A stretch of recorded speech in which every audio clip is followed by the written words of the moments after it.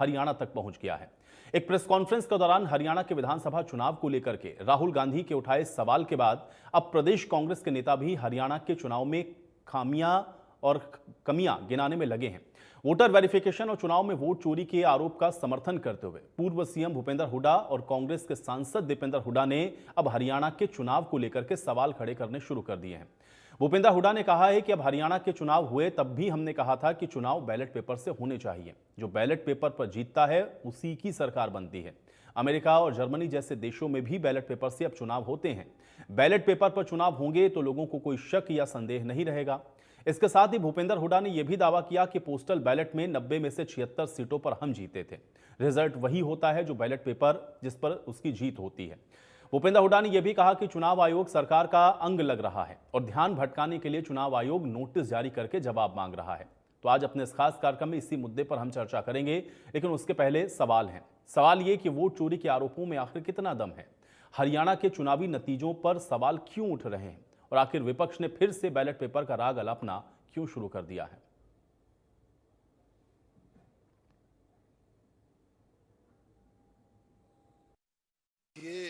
ये शुरुआत हुई जब हरियाणा की इलेक्शन हुई, उसी समय मैंने कहा था कि भाई ये इलेक्शन जो हैं बैलेट पे होने चाहिए, क्योंकि आप हरियाणा के पिछले 5 लीडर निकालो, जो बैलेट में जीता है उसी की सरकार बनी है।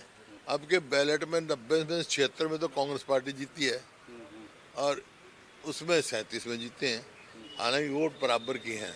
तो बहुत सारी ऐसी हैं, जब एक शक हो जाता है तो उसका जिम्मेवारी है इलेक्शन कमीशन की। इलेक्शन कमीशन तो ऐसा लग रहा है जैसे सरकार का अंग है, ये तो ऑटोनोमस बॉडी है, इसको होना चाहिए। और बिल्कुल इस बात से मैं आज भी मेरे ये है कि चुनाव बैलेट पर जो बड़े बड़े जो डेवलप्ड कंट्रीज हैं, अमेरिका है, जर्मनी है, जर्मनी पहले इस पे था, ईवीएम पे था, वो they turn back to ballot. तो बैलेट पे होना चाहिए ताकि लोगों को कोई संदेह ना रहे, शक ना रहे। अरे 90 में 76 में हम जीत रहे हैं पोस्टल में, ऐसे होते तो पोस्टल में जीतते। रिजल्ट तो बाई एंड लार्ज वही होता जो पोस्टल में हो। ये सिर्फ जो है अटेंशन डाइवर्ट करने के लिए ऐसी बातें करते हैं, क्योंकि यहाँ पे लोगों का पूरे देश टकटकी की लगाई देख रहे हैं ये कर क्या रहे हैं और राहुल जी का क्या जवाब देंगे, कैसे तसल्ली कराएंगे, उसका ध्यान बंटने के लिए ये ऐसी बातें करते हैं। देखिए, ये चुनाव आयोग की भूमिका पे आज प्रश्न चिन्ह लग गए हैं पूरे देश में।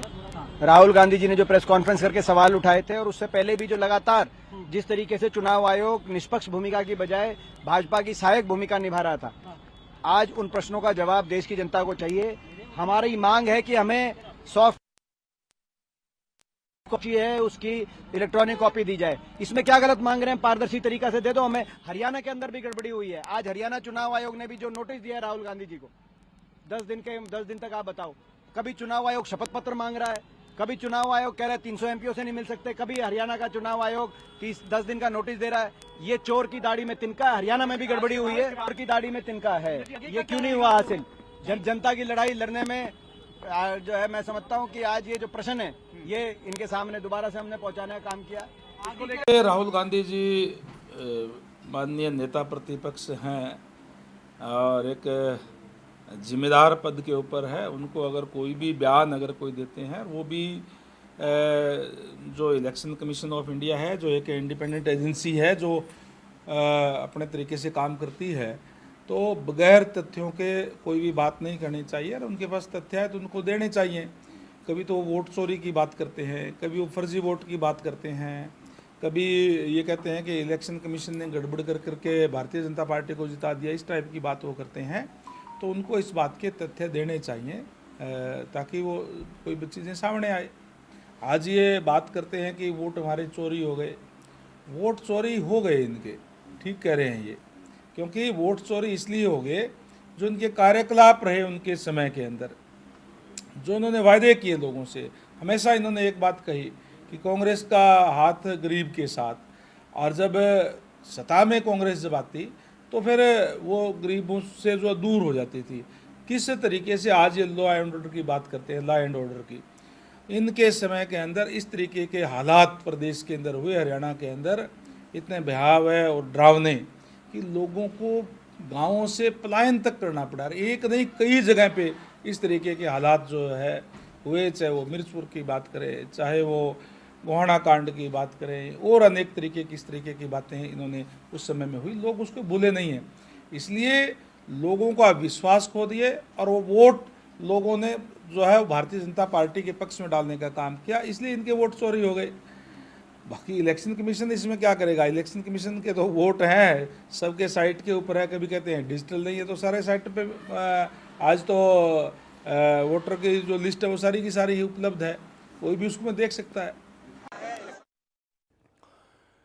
तो कुल मिलाकर के आप देख रहे हैं कि लगातार वोट चोरी को लेकर के आज भी संसद से लेकर के और चुनाव आयोग तक किस तरीके का संग्राम हुआ है। और बार बार क्योंकि कांग्रेस पार्टी का ये कहना है कि इलेक्शन कमीशन इस पर जो अपनी स्पष्टता है वो नहीं दे रहा है, और बावजूद इसके आप देख रहे हैं कि इस पर लगातार जो सियासी आरोप प्रत्यारोप हैं वो भी जारी हैं। अब वोट चोरी के आरोपों में कितना दम है, राहुल गांधी ने जो प्रश्न उठाए हैं उसका क्या जवाब है, और बार बार आप देख रहे हैं कि इसको लेकर के जो हलफनामा देने की बात चुनाव आयोग कह रहा है उसके क्या मायने हैं। और आज तो हरियाणा चुनाव आयोग की ओर से भी नोटिस दिया गया है जिसमें 10 दिन के भीतर जवाब मांगा गया है, क्योंकि हरियाणा का भी जिक्र राहुल गांधी ने अपनी उस प्रेस कॉन्फ्रेंस में किया था जिसमें उन्होंने कहा था कि चुनावों के अंदर गड़बड़ी हुई है।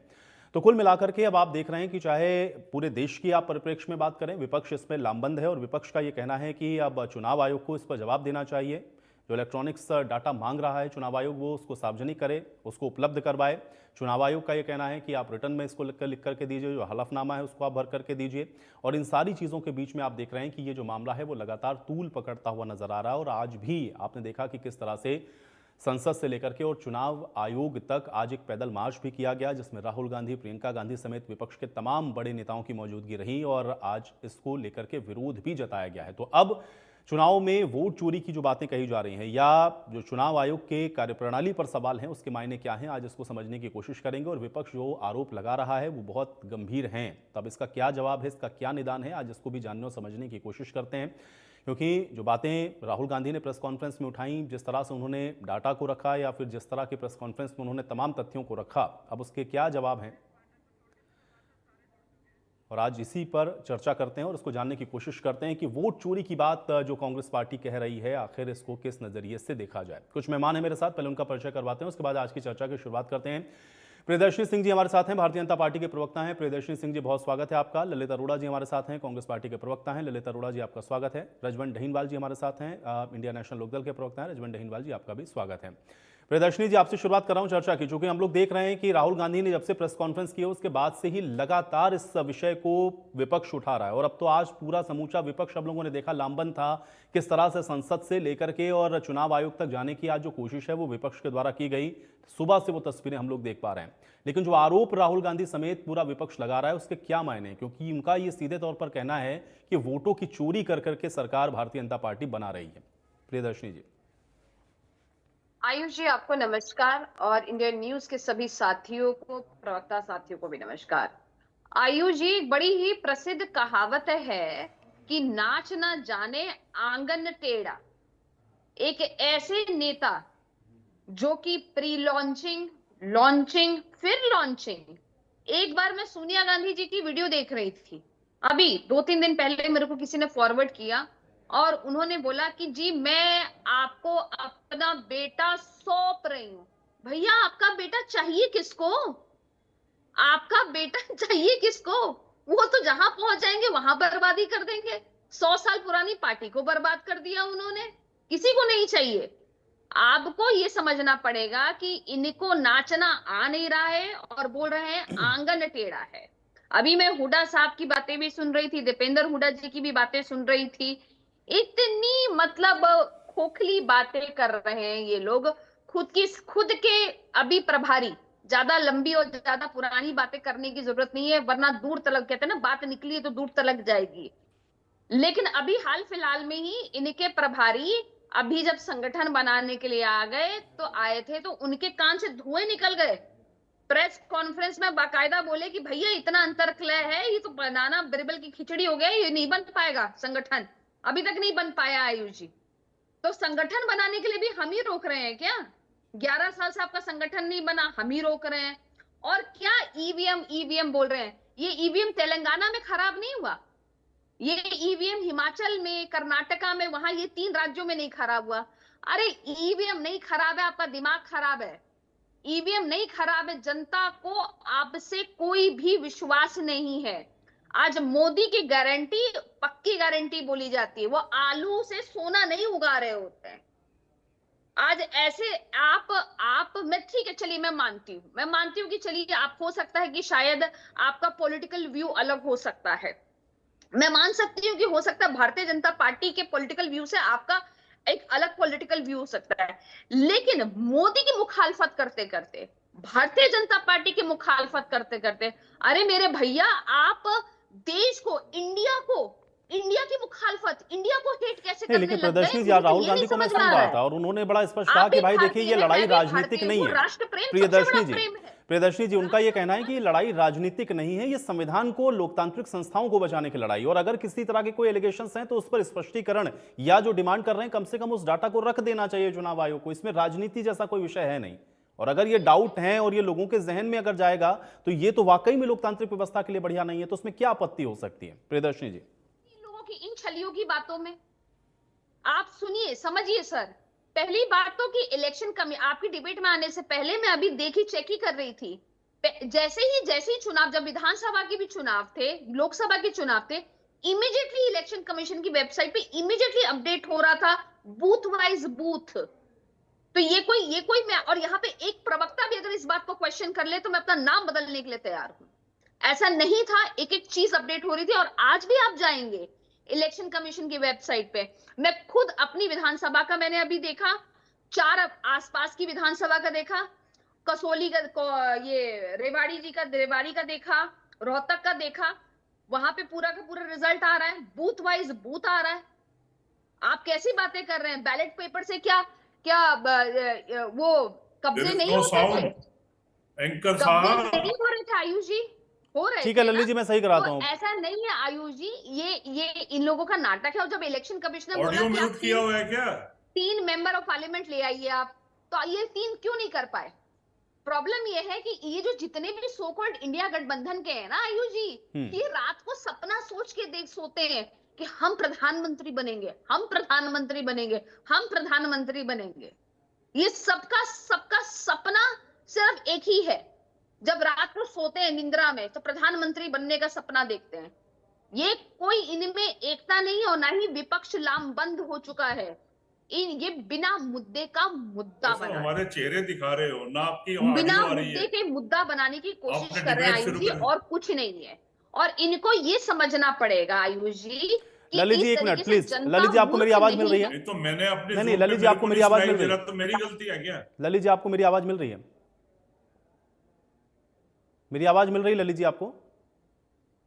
मेरी ख्याल तो से फिर उनको बता आवाज नहीं दीजिए, मिल रही। मैं बाहर हो जाता हूँ डिबेट से, क्या दिक्कत है? चलिए, ललित जी को शायद मेरी आवाज नहीं मिल रही है, उनको प्लीज थोड़ा म्यूट रखें, शायद उन तक मेरी आवाज भी नहीं पहुंच पा रही। प्रियदर्शनी जी कंप्लीट कर, फिर मैं ढहीनवाल जी का रुख करता हूं। 15 मिनट हो गए। जी, मैं यही बात कहना चाह रही हूँ कि जिस विपक्ष की हम बात कर रहे हैं आयुष जी, ये विपक्ष लामबंद वामबंद कुछ नहीं है।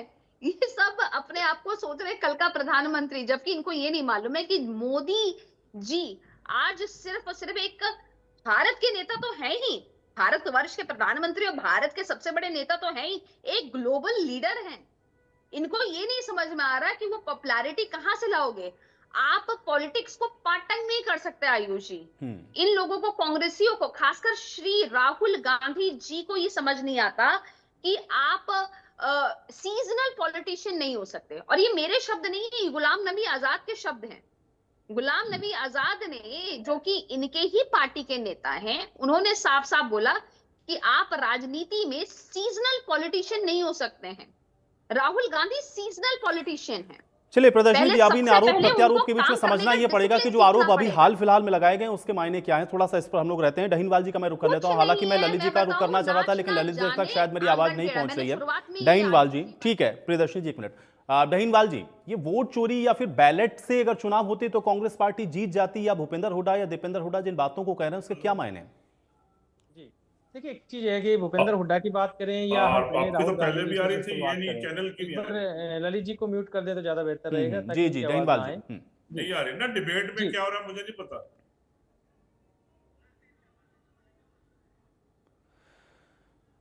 चलिए, मुझे लग रहा है शायद कुछ तकनीकी समस्या है, मेरी आवाज़ नहीं पहुंच पा रही है। तो कुल मिलाकर के आप देख रहे हैं कि लगातार अब जो प्रश्न उठाए गए कांग्रेस पार्टी की ओर से और आज जिस तरह से विपक्ष लामबंद हुआ, जो हंगामा हुआ, अब उसके मायने क्या हैं। और उसमें भी सबसे अहम बात यह है कि अब भूपेंद्र हुड्डा या दीपेंद्र हुड्डा अगर ये कह रहे हैं कि बैलेट से अगर ये चुनाव होता तो कांग्रेस पार्टी जीतती, क्योंकि पोस्टल बैलेट में कांग्रेस पार्टी लगातार बढ़त बनाए हुए थे, तो उसके मायनों को भी समझने की आज कोशिश करेंगे कि आखिर ये जो बातें कही जा रही हैं बार बार चुनाव की और पूरी प्रक्रिया को लेकर के जो प्रश्न हैं उनके मायने क्या हैं। हरियाणा के चुनाव नतीजों पर भी सवाल हैं, देश के अंदर भी आप देख रहे हैं कि अलग अलग जगहों को लेकर के ये जो सवाल हैं वो उठाए जा रहे हैं। कर्नाटका की भी एक विधानसभा का जिसका जिक्र करते हुए राहुल गांधी ने प्रेस कॉन्फ्रेंस की और उनका ये कहना था कि इस तरह के वोटों की जो हेराफेरी है, वोटों की जो चोरी है, और उसी वजह से भारतीय जनता पार्टी सांठगांठ को करके जो जीत है उसको दर्ज कर रही है।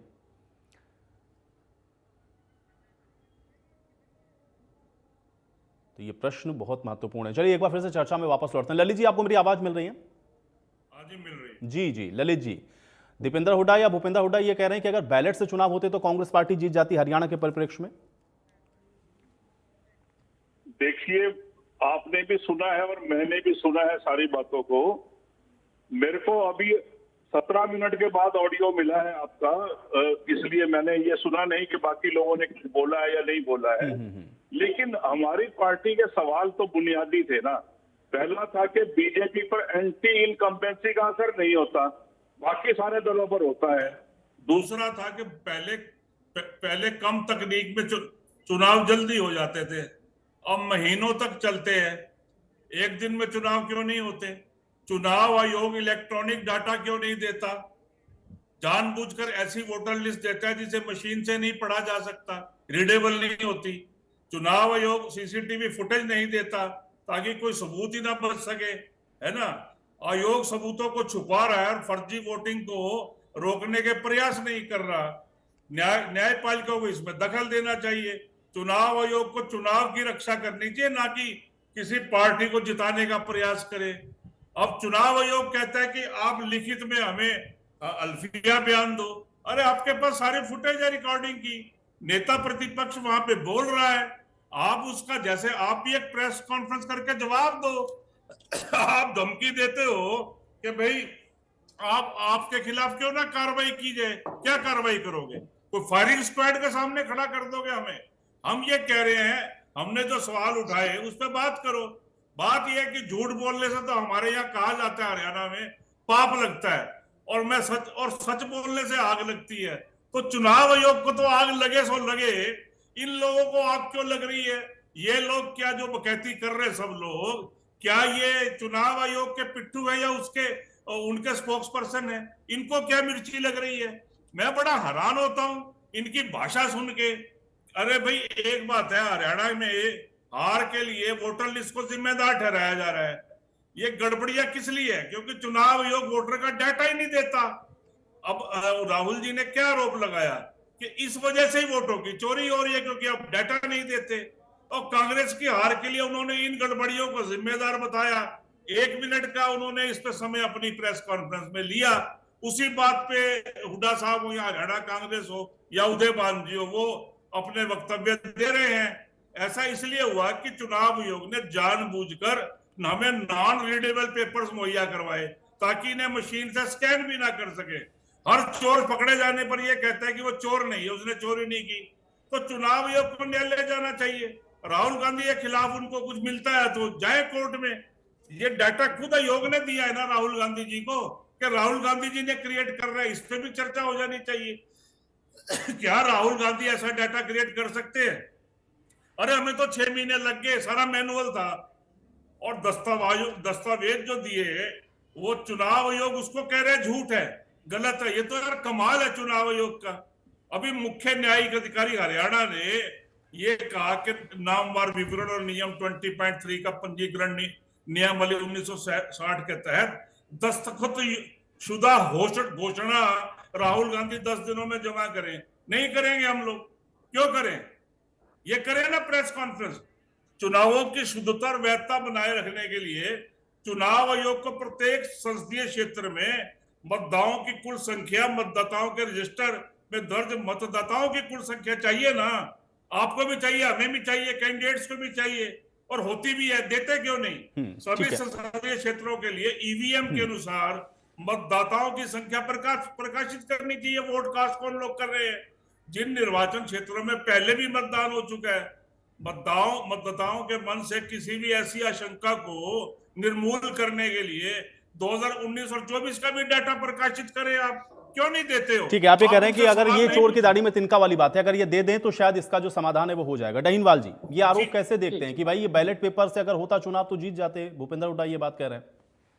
देखिए, ये कहीं लेट तो नहीं हो गए हैं इस आयुषी ये, क्योंकि ये चीजें जब अगर इनको ये लग रहा था कि भाई ऐसा इनको बैलेट पेपर से होना चाहिए या बाद में होना चाहिए, 9 महीने से कहाँ सो रहे थे चौधरी भूपेंद्र सिंह हुड्डा और उनके बेटे? अगर किसी भी व्यक्ति को कोई दिक्कत आती है तो वो उसे जैसे ही रिजल्ट आया था उसी समय उनको एक्शन लेना चाहिए था। ये कौन इस सी समय तो पार्टी उनको- से हैं साहब, बताइएगा जरा। दूसरी बात यह है कि 9 महीने से अगर वो चुप बैठे हैं, उनको एक विपक्ष की भूमिका मिली है, और विपक्ष की भूमिका मिलने के बाद अगर वो अपनी विपक्ष की जो भूमिका मिली है उसकी जिम्मेदारी का निर्वहन अगर वो पूरी तरह से कर देते तो भी कोई दिक्कत नहीं है। उनके दिमाग में तो बार बार एक चीज आ रही है कि हम सत्ता के करीब थे, हमें सत्ता मिलने वाली थी और हमें सत्ता नहीं मिली। अरे ठीक है भाई, सत्ता आपको नहीं मिली, लेकिन आपको जो जिम्मेदारी विपक्ष की मिली है, क्या आप अपनी उसको पूरी तरह से निभा रहे हैं? उसको भी नहीं निभा रहे। क्यों?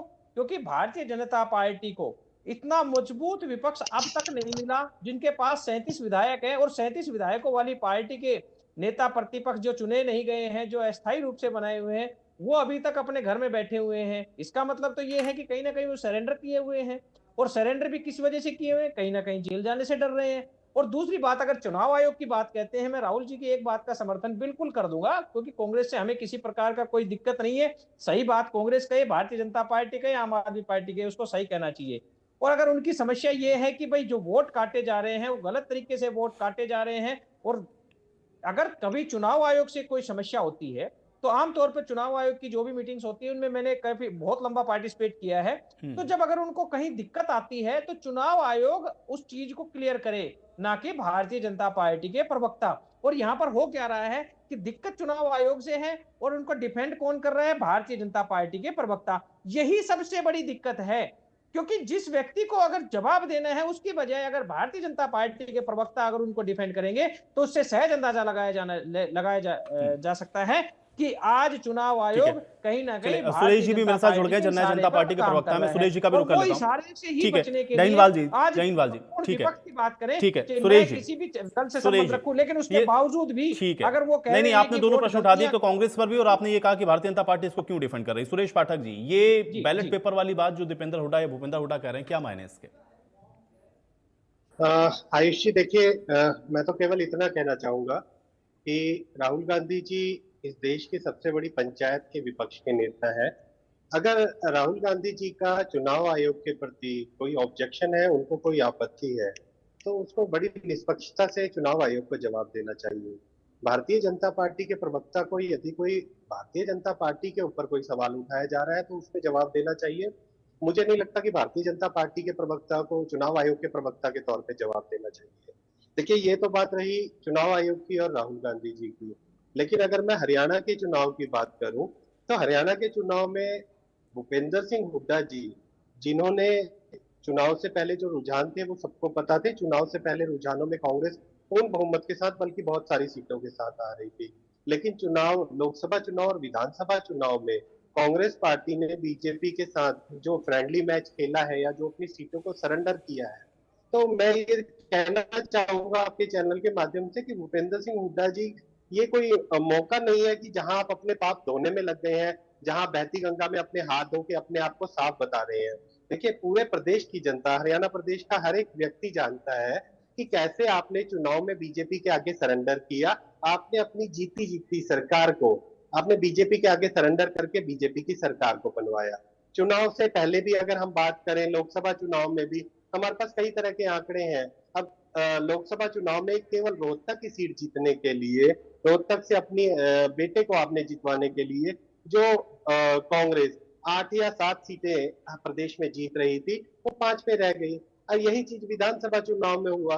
विधानसभा चुनाव में कई विधानसभाएं आपके पास ऐसी थी जिनको आप आसानी से जीत सकते थे, लेकिन आपने उनको भी बीजेपी के आगे सरेंडर कर दिया। अब मैं अंबाला अगर विधानसभा थी जो शायद इस बारी कांग्रेस पार्टी जीत भी सकती थी, लेकिन कांग्रेस पार्टी ने वहां से चित्रा सरवारा जी को टिकट न देके किसी अन्य उम्मीदवार को टिकट दिया। और अनिल विज जी अपने आप इस चीज को कह गए थे कि बीजेपी भी उनको शायद हरवाना चाह रही थी वहां से, तो आपने किसी और प्रत्याशी को टिकट दिया, वहां से अनिल विज जी चुनाव जीत गए और कांग्रेस हार गई। अगर ऐसे ही बात करूं, मैं अपनी खुद की विधानसभा कालका विधानसभा की बात करूं, कालका विधानसभा में जीते हुए प्रत्याशी जो पूर्व विधायक थे वो चुनाव लड़े, लेकिन उनके आगे जो कैंडिडेट था वो स्ट्रॉन्ग कैंडिडेट था। वो बेचारे बार बार कहते रहे कि ऊपर से कोई मदद करने आएगा, मदद करने आएगा, वहां कोई मदद करने नहीं पहुंच पाया, बेचारे चुनाव हार गए। तो अपनी गलतियों को केवल ये राहुल गांधी जी ने जो कहा, ये देश का सवाल है, देश के चुनाव आयोग का सवाल है, देश के वोटर्स का सवाल है, लेकिन उससे अगर आप अपनी गलतियों को छुपाने का ठीक है। प्रयास करें सुरेश ये जी, आपका सरासर इशारा मैं गलत समझ है। गया। आप ये कह रहे हैं कि ऐसा अगर नहीं हरियाणा होगा। के परिप्रेक्ष्य में आप ये कह रहे हैं बैलेट पेपर से होता हो जीत जाते, तो ये गलत है। बाकी ठीक है, अब राहुल गांधी के जो सवाल है उसका जवाब देना चाहिए।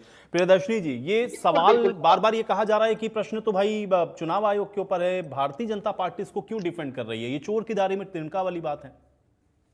बहुत अच्छा प्रश्न पूछा आपने, क्योंकि साथी प्रवक्ता भी बार बार इस पे क्वेश्चनेबल कर रहे थे। लेकिन जब ये नारे लगाते हैं, ये जितने भी विपक्ष वाले हैं, नारे क्या लगा रहे हैं? सरकार चोर है, सरकार चोर है। अब सरकार डोनाल्ड ट्रंप की तो यहाँ पे नहीं है, भारतीय जनता पार्टी की सरकार है ना, डेमोक्रेटिक की तो नहीं है यहाँ पे सरकार। यहाँ पे सरकार किसकी है? भारत में सरकार इस समय केंद्र में किसकी है? भारत में केंद्र में सरकार जो है भारतीय जनता पार्टी की है, और हमारे यशस्वी प्रधानमंत्री नरेंद्र मोदी जी इस देश के प्रधानमंत्री हैं। तो एक तरह से आप चोर किसको बोल रहे हैं?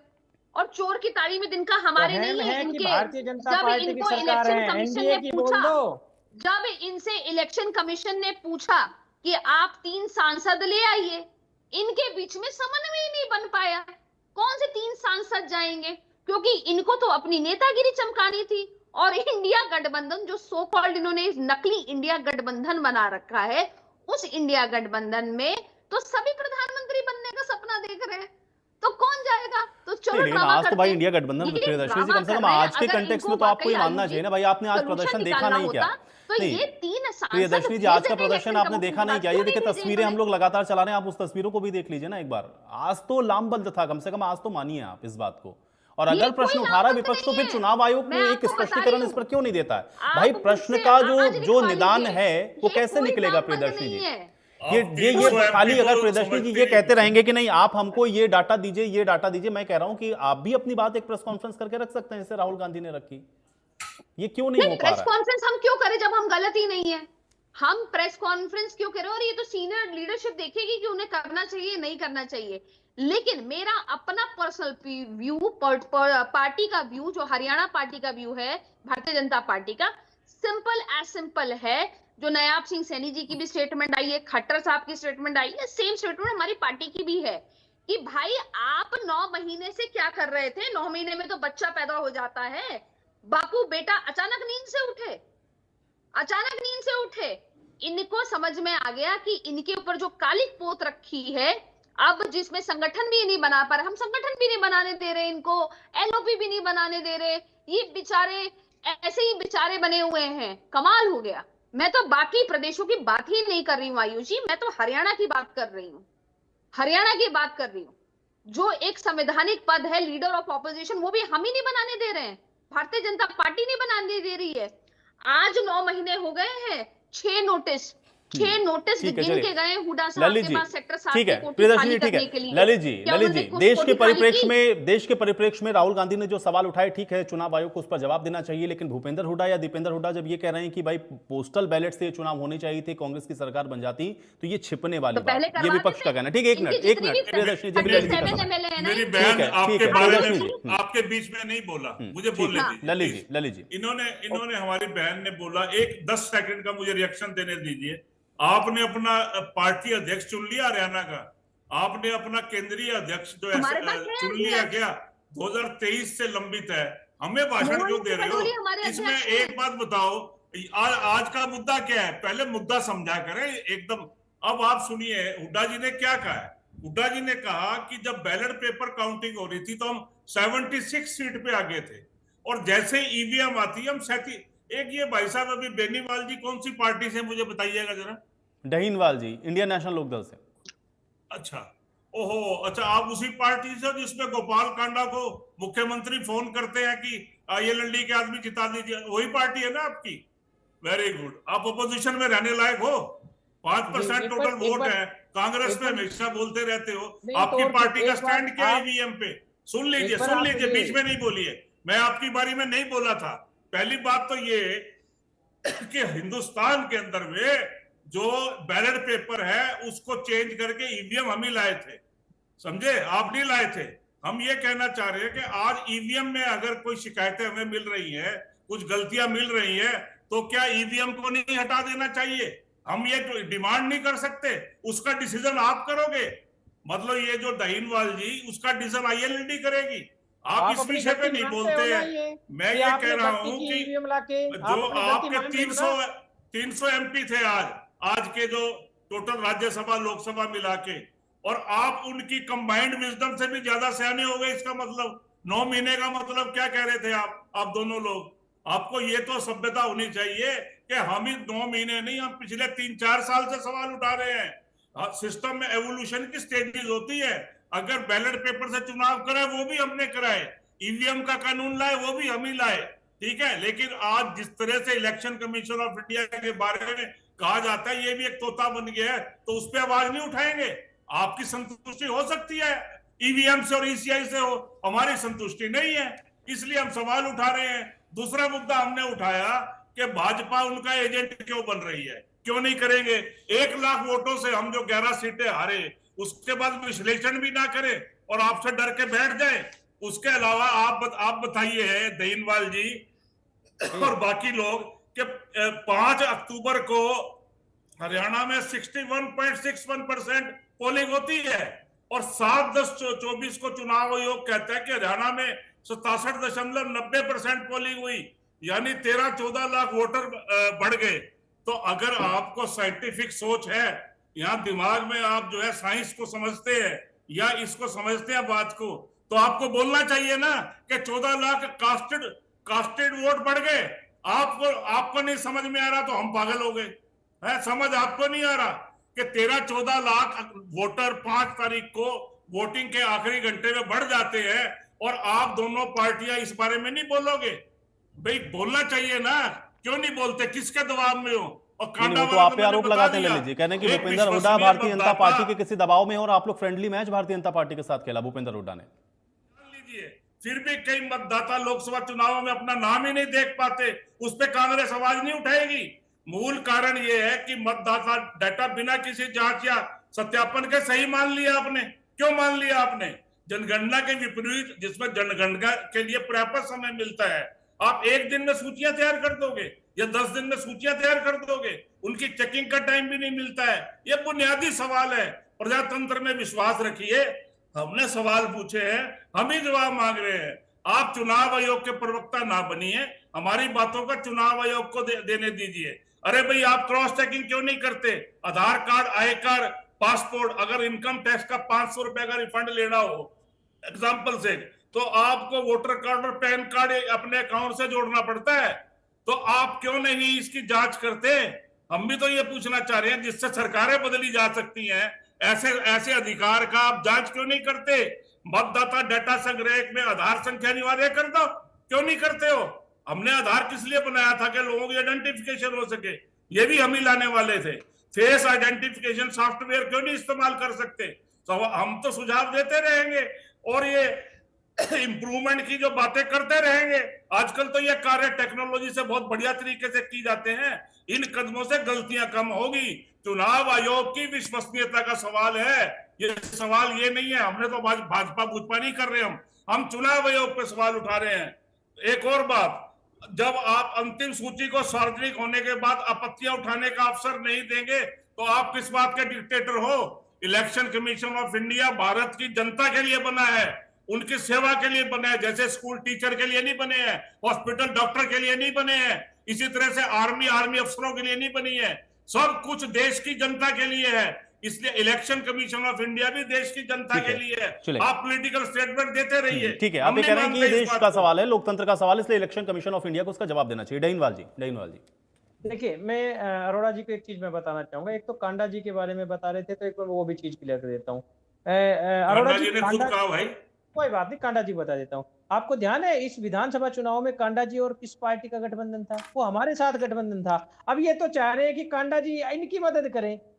अरे आप कैसी बातें कर रहे हैं? आप हमारे सीनियर प्रवक्ता हैं, आप हमारे सीनियर साथी हैं, उसके नहीं बाद नहीं, इस आप प्रकार की मेरी बातें बात कर रहे हैं। सुनिए, नहीं, नहीं, एक 10 सेकंड। मैंने मेरी ये सुनिए, बोला मेरी कि सुनिए। मुख्यमंत्री हरियाणा आप अजी कांडा एक जी बात को फोन बताओ कर ना, रहे हैं, इस अजी बात पे एक बात, आपत्ति है। आप एक आपके बात बता गठबंधन दीजिए। में मुझे क्या नहीं आपत्ति नहीं हो सकती है? नहीं नहीं, आपको आपत्ति नहीं, लेकिन आप एक चीज बताएं, कॉमन सेंस की बात है, जिस पार्टी के साथ गठबंधन होगा स्वाभाविक उसी की मदद करेगा। अब फिर वही उसके बाद बात, आप अजी कमाल कर दिया। अब आपकी मनोहर लाल बात, दूसरी खट्टर क्यों बात, फोन कर रहा है?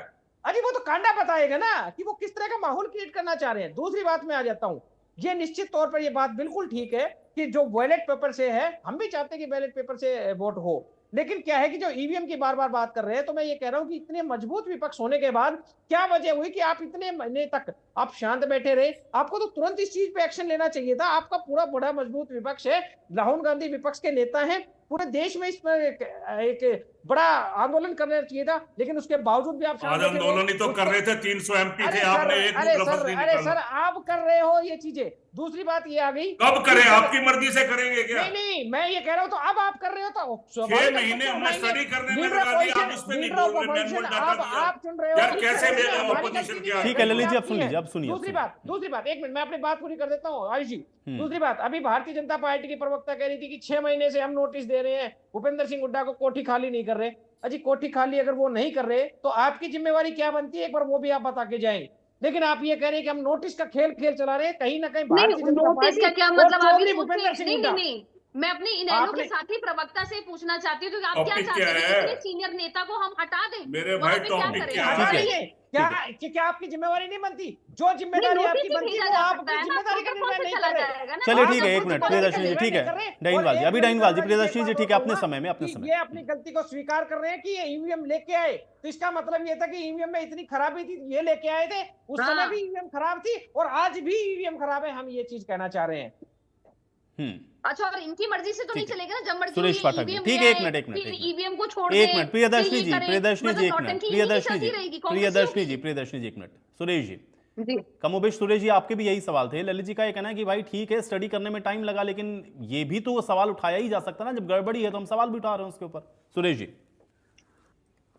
जी देखिए, मैं तो ललित जी को केवल इतना कहना चाहता हूँ, अभी जैसे आप भी सवाल उठा रहे थे कि बैलेट पेपर या ईवीएम, मैं ललित जी को यही कहना चाहूंगा, आप केवल अपने हाईकमान को इतनी बात जरूर समझाएं कि जब तक भूपेंद्र सिंह हुड्डा दीपेंद्र हुड्डा के पुत्र मोह में फंसे हैं, आप हरियाणा में चाहे हाथ उठा के चुनाव ये करवा टॉपिक नहीं लीजिए, है। वो मुख्यमंत्री नहीं बन सकते। तो ये चीज आपको अपने हाईकमान को अच्छे से समझाने की जरूरत है, क्योंकि बार बार यही होगा, आप भूपेंद्र सिंह हुड्डा जी को मुख्यमंत्री प्रोजेक्ट करेंगे और भूपेंद्र सिंह हुड्डा जी जीती जीती बाजी को भी बीजेपी के पाले में डाल देंगे और आपके सपने ऐसे ही अधूरे रह जाएंगे।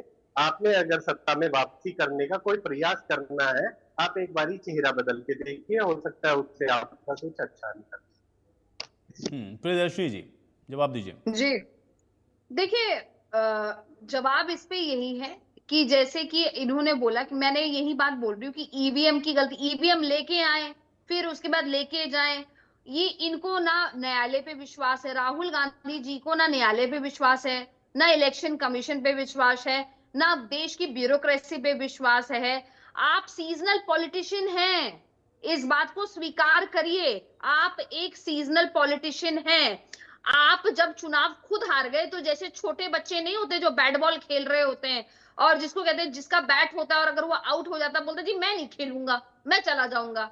ये इतने इमेच्योर नेता हैं कि मान लीजिए चुनाव हारना जीतना तो हर किसी के साथ, पॉलिटिशियन के जीवन में, एक राजनेता के जीवन में चुनाव हारना जीतना सदैव लगा रहता है। तो क्या अपना क्षेत्र छोड़ के चला जाएगा? नहीं, लेकिन एक प्रश्न तो ललित जी ने पहले उठाया ना प्रदर्शनी जी की, भाई देखिए सारी पार्टियों के लिए एंटी इनकम्बेंसी होती है, भारतीय जनता पार्टी के लिए क्यों नहीं होती है? भाई ये प्रश्न तो वैलिड है। क्योंकि इसलिए नहीं होती आयुष जी, क्योंकि हम जनता के दिल में बसते हैं। काश ये इस बात को समझते, काश ये समझते कि मोदी जी जन जन में हैं।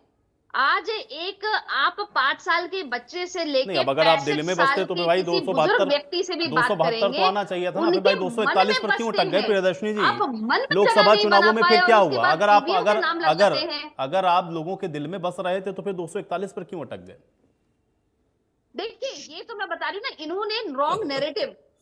आयुजी, कांग्रेसियों में ना एक बात बड़ी बड़ी बड़ी मजेदार है, दो चीजें बड़ी मजेदार है कांग्रेसियों में, मैं बताऊं, और ये इतिहास उठा के देख लिए, देश में कभी भी अराजकता फैलानी हो कांग्रेस सबसे पहले होगी। देश में कभी भी फॉल्स नैरेटिव अगर फैलाना हो तो सबसे आगे कौन होगी? कांग्रेस होगी। और मैं इसका उदाहरण दे देती हूँ। उदाहरण ये है कि जब देश में इमरजेंसी लगानी थी उस समय बॉबी पिक्चर आई थी, ललित जी तो जानते होंगे, उस समय जानते ही होंगे, उस समय बॉबी पिक्चर आई थी डिंपल कापड़िया की। अब क्योंकि जनता का माइंड चेंज करना है, इसी कारण उन्होंने बॉबी पिक्चर लगा दी कि जनता पिक्चर देखती रहे, मनोरंजन करती रहे, और ये इमरजेंसी पूरे देश में लगा दें। ऐसे ये लोग काम करते हैं। ये इनकी घटिया राजनीति है, ये इनकी घटिया राजनीति है, मैं बताऊं। और यही कारण है, यही कारण है आयुजी, एग्जाम्पल तो कम से कम इनको नकार दिया है। क्या बात है, जनता ने इनको नकार दिया है। एक मिनट आयुजी, और आने वाले 20 वर्ष तक आप मुझसे लिखित में ले लीजिएगा आयुजी, लिखित में ले लीजिए। अब आप इतना, जब आप यही बात जब आप लोग कहते हैं ना, जब इतना श्योर होकर के, तभी तो कहते हैं कि भाई फिर तो सांठ गांठ है, इतना श्योर कैसे हैं? श्योर इससे क्यों, हम जनता के दिल में है ना, हम ग्राउंड में काम करते हैं, सीजनल पॉलिटिशियन थोड़ी है। जब तरक ठीक है, चलिए ललित जी देखिए सर, मैं दो ही बातें कहूंगा, मुझे कोई पॉलिटिकल लेक्चर नहीं देना है। पहली बात तो ये कि सरकार जनता के वोट से बनी है या चुनाव आयोग की सहायता से, इस पे हम सवाल उठा रहे हैं और उठाते रहेंगे। इसमें किसी को कितनी मर्जी तकलीफें मिर्ची लगे। नंबर 2, देश भर में आज वोट चोरी के खिलाफ 300 सांसद थे, हैं? हमने खुद ही कहा कि 6 महीने में डाटा को स्टडी करने में लग गए। आप ये कहते हैं 9 महीने बाद क्यों कर रहे हो? आप ये हमारी तारीफ नहीं कर सकते कि आज 300 सांसद विपक्ष के इकट्ठे हैं, ठीक है ना, और वो आज वहां पे चुनाव आयोग की डिक्टेटरशिप देखिए। आप दो पार्टियां जो भाजपा के अलावा बैठे हो, एक बार तो मेरे भाई बोलते ना कि भी चुनाव आयोग क्यों नहीं मिल सकता, जब पार्लियामेंट में आप 500 लोगों को सैंक्शन कर सकते हो और आप विपक्ष के 300 एमपी को नहीं मिल सकते। एक बार तो मेरे भाई नहीं ललित जी, लेकिन वो दोनों लोग बार-बार ये कह रहे हैं, कह रहे राहुल गांधी ने जो प्रश्न उठाए चुनाव आयोग पर, उसको चुनाव आयोग को जवाब देना चाहिए। लेकिन हरियाणा के परिप्रेक्ष्य में अगर भूपेंद्र हुड्डा ये कहेंगे कि बैलेट से चुनाव होता तो हम जीत जाते, तो उस पर वो सहमत नहीं है। एक मिनट, चुनाव कराने में अगर वो ध्यान देंगे तो ये सहमत है, अभी तो बोला दोनों ने। मेरे को आप मेरी बात तो खत्म करने दीजिए। मैं ये कह रहा हूं कि मेरे को मेरी बात तो पूरी करने दो भाई। 2 बात मैंने बोली, तीसरी बात पे आप मुझे रोको मत ना। अगर आपने नहीं बोलने देना तो कोई बात नहीं। मैं ये कह रहा हूं कि संस्थाएं तुम्हारी, सत्ता तुम्हारी, कायरता भी तो तुम्ही, गांधी तो तुम्हारे ऊपर कल भी भारी था, आज भी भारी। इस देश का निर्माण कांग्रेस ने किया है। आप जिन स्कूलों कॉलेजों में पढ़ के यहाँ बैठे हो वो हमारे ही बनाए हुए हैं। पंचवर्षीय योजनाएं, संविधान, ये जितनी इंफ्रास्ट्रक्चर खड़ी है कांग्रेस की बनाई हुई है। अब कांग्रेस के खिलाफ बोलने में बोलते रहो। कंटेम्परेरी टाइम में कोई एक आधा निर्णय गलत हो सकता है, क्यों नहीं हो सकता? वर्तमान दौर में लोकतंत्र की गिरावट चाहे धीमी है लेकिन सुनियोजित है, छिपी हुई है और दिख भी रही है। सबसे बड़ी चतुराई और खतरा यह है कि जनता को यह समझ ही नहीं है कि लोकतंत्र में उनके अधिकार छिन रहे हैं। जब तक संघर्ष भी कमजोर होता रहेगा ऐसे ही बातें होती रहेंगी। आज एक चेतावनी का समय है। हमें संस्थानों की स्वतंत्रता, अभिव्यक्ति की आजादी और नागरिक चेतना को पुनर्जीवित करना है। भारत एक अकृत्रिम लोकतंत्र ना रह जाए, एक परफेक्ट लोकतंत्र हो। ये ना हो कि दिखने में लोकतंत्र हो और वैसे जो है खोखला हो अंदर से। आप ये चाहते हो क्या? खोखला लोकतंत्र चाहते हो? नहीं चाहते तो समर्थन का टाइम है सारी विपक्षी पार्टियों का। ये भूपेंद्र हुड्डा या दीपेंद्र हुड्डा को कटघरे में खड़ा करने से नहीं, आपको समर्थन करना चाहिए। हमारी कमियां निकालने का जो समय खामियां नहीं निकाली जा रही हैं उस पर भी आपको समर्थन करना चाहिए। ठीक है, एक मिनट, अरोड़ा जी, मैं आपको क्लियर कर देता हूं कि आपसे पहले भी मैंने इस चीज के लिए बताया कि इलेक्शन कमिशन की जो मीटिंग्स होती हैं डिस्ट्रिक्ट लेवल की होती है, उनमें मैं बहुत बार गया हूं और मैंने खुद इस मुद्दे को मैंने खुद उठाया कि एक घर पर अगर 100 50 अगर वोट बनी हुई है तो आप अपने बीएलओ को भेजकर एक बार वेरिफिकेशन कराएं। ये मैंने मुद्दा उठाया था वहां पर भी, और मैं आज भी टीवी के माध्यम से, आपके चैनल के माध्यम से बात कहना चाह रहा हूं कि ये मुद्दे हैं कि अगर एक घर में आदमी 5 रह रहे हैं, अगर वहां पे वोट 55 बनी हुई है, एक अभी जैसे मुजफ्फरनगर का मैं एक एग्जांपल देख रहा था, एक घर पे 269 वोटें आई हुई है, तो यहाँ पर अगर बीएलओ अगर वहां पर जाकर अगर उसकी वेरिफिकेशन करेगा तो स्वाभाविक रूप से सच का सच और दूध का दूध और पानी का पानी हो जाएगा। ये चीजें केवल और केवल चुनाव आयोग को करनी है, इसमें ना भारतीय जनता पार्टी का कोई रोल है ना कांग्रेस का कोई रोल है, और यही चीज हम भी चाहते हैं। मैं एक चीज और भी बताना चाहूंगा आपके चैनल के माध्यम से कि एक रेंडमाइजेशन किया जाता है, और वो रेंडमाइजेशन होता है फर्स्ट रेंडमाइजेशन, सेकंड, और वो क्या उसमें क्या बताया जाता है कि ये जो मशीनें हैं ये किस बूथ को एलोकेट होंगी, किस कॉन्स्टिट्यूएंसी को एलोकेट होंगी, ये उसका दिया जाता है। लेकिन मैंने अपना एक क्वेश्चन अराइज किया था यहाँ पर कि ये जो रेंडमाइजेशन की लिस्ट आपने मेरे को दी है, क्या ये मैं at the time of counting, जब काउंटिंग के समय क्या मैं इनको अंदर ले जा सकता हूं? तो उन साहब के पास इस प्रकार का कोई जवाब नहीं था। क्यों? क्योंकि उन्होंने स्पष्ट मना कर दिया था, बोला अंदर कोई डॉक्यूमेंट नहीं लेके जा सकते। मैं बोला अगर अंदर डॉक्यूमेंट नहीं ले जा सकते तो हमें क्या पता लगेगा कि जो आपने मशीनें यहाँ पर काउंटिंग के लिए रखी हैं वो जो रेंडमाइजेशन के टाइम जो मशीनें दी थी वो वही हैं, या जो काउंटिंग के समय वो दोनों मैच कर रही, ये टैली कैसे करेंगे? या तो आपका कोई अधिकारी जो इलेक्शन कराता है, जो चुनाव जो वोटिंग काउंटिंग के समय जो अधिकारी बैठा होता है, वो बताए कि ये मशीनें यहाँ पर हैं और ये उस बूथ की थी। ये चीजें वहां पर क्लियर नहीं हो पाती, और हर बार चुनाव में मैं ये मुद्दा उठाता हूं लेकिन इसका कोई समाधान नहीं होता, और इसीलिए बार बार चुनाव आयोग के ऊपर उंगली उठाई जाती है, और चुनाव आयोग को ही क्लियर करना पड़ेगा। ये भारतीय जनता पार्टी को क्लियर करने की कोई जरूरत नहीं है। भारतीय जनता पार्टी से जवाब नहीं, चुनाव आयोग से जवाब मांगा जा रहा है। सुरेश जी आयुष जी जवाब दीजिए। मैं आ रहा हूं प्रियदर्शनी जी, एक मिनट। सुरेश जी सर जी, देखिए भूपेंद्र हुड्डा को कहने की बात नहीं है, ये बात इस बात की है कि चुनाव आयोग पर अगर प्रश्न है तो कम से कम उसका साथ आपको देना चाहिए, समूचे विपक्ष को एक साथ होना चाहिए।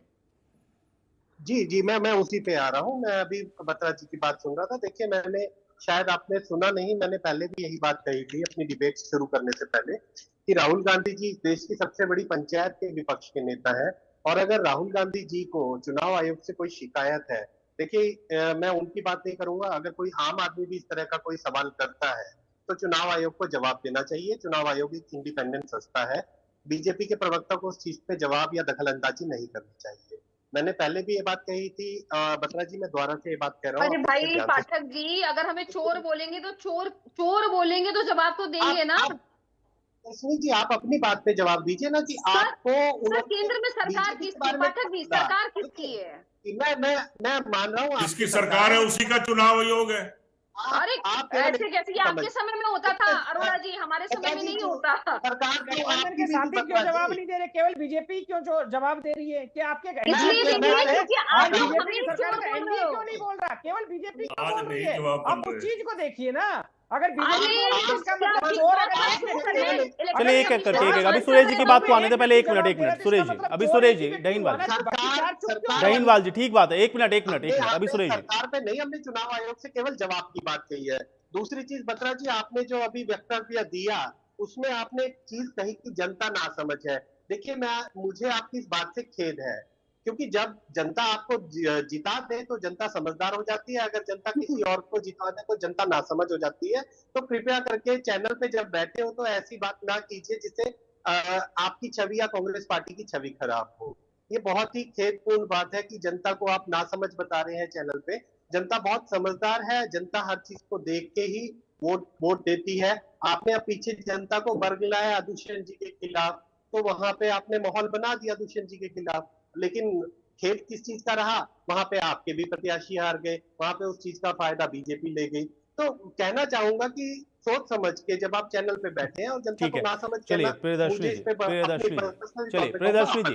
प्रियदर्शनी जी, पहली बात कि ये बोल रहे हैं कि भाई इलेक्शन कमीशन के आप प्रवक्ता क्यों बने? नहीं जी, इलेक्शन कमीशन के हम प्रवक्ता नहीं, और इलेक्शन कमीशन ने तो आप लोगों को बोला था कि 3 सांसद चले जाइए। ये 3 सांसद ये सहमति नहीं बना पाए। आप कैसे बोल रहे हैं आयुष जी की विपक्ष लामबंद हो गया? ये 3 सांसद नहीं भेज पाए इलेक्शन कमीशन, ये क्या लामबंद होंगे? इसलिए इन्होंने नौटंकी करनी चाहिए, वरना इलेक्शन कमीशन तो इनको बाकायदा बुला रहा था, डेटा भी देने के लिए तैयार है, सारी चीजें करने के लिए तैयार है। ये जानना ही नहीं चाहते। हकीकत ये है कि ये सिर्फ नौटंकी दिखाना चाहते हैं, पहली बात।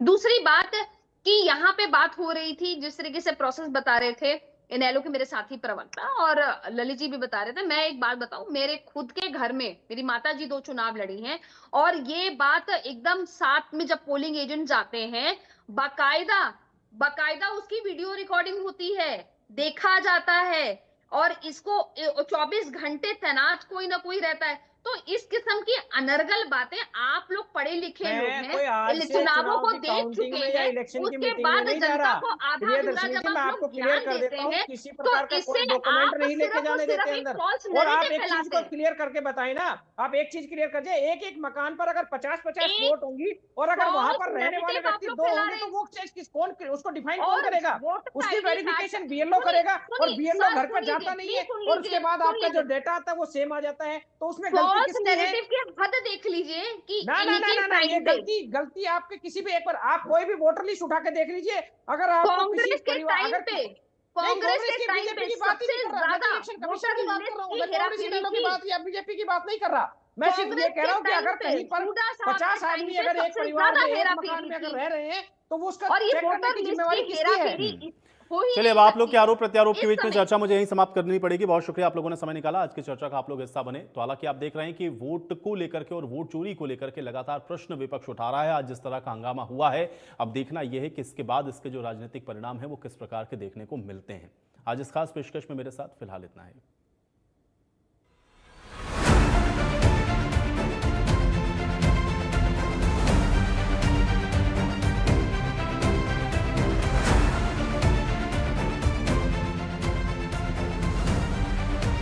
नितेश श्रीवास्तव जी।